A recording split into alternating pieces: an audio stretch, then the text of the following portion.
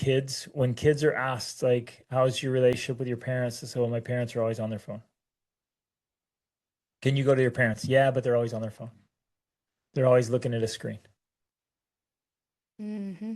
And we're guilty of that too.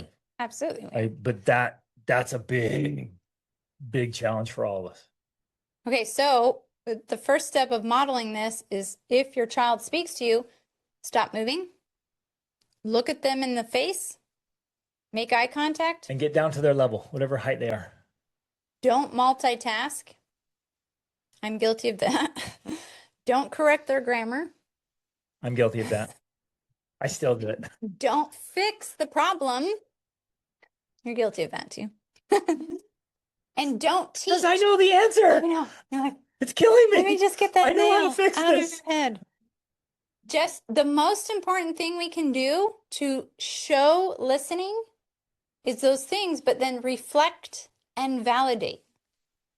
Reflect and validate what they're sharing with you. Write that Say, down. that makes sense. I can see why you feel that way. Tell me more. That's understandable. That's understandable. These are all the things Rachel says to me when I need to listen better. Yeah. Yep. And then even if you disagree, or especially if you disagree, and you, because this isn't necessarily that you have to never teach, never respond. That's not what listening is about. But lead with shared common ground. I can see why you understand that. That makes sense. You feel that way. I would feel that way too if this happened. I have also felt this, and that I have this ability to respond in this way, right? So you can do the teaching by leading with the validation. So like one example here, we have to remove our, our immediate lecture reflex. We feel like if our kids tell something. As one of those. Yeah. If our kids tell us something, they're like, I hate school, it's so pointless. I hate learning. I hate math.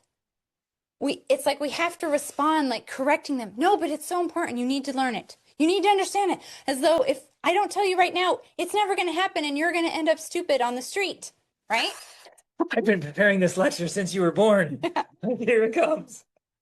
But we have to remember that correction or teaching comes, it's received better after connecting. And connecting comes through validation and acceptance, right? So we listen to them fully, we reflect back what they said, we validate what they've said, and then even if it's wrong, like maybe they're misunderstanding something, you're listening, you're hearing, you're validating. The teaching can come after they feel heard. Exactly. And I'm going to add the caveat that the teaching does not always have to happen in that moment. The teaching can come later. Sometimes that's all you do. You listen, you reflect back, you validate, and that may be it. And if it's really something important, then you can teach about it later. Because some things are not, they're literally just venting. And we don't have to tell them, but math is so important. They just want to vent about the math, and that's okay, right? I get it. So we don't have to always teach and correct. Sometimes that's all that is necessary to solve the problem, is just to listen and validate.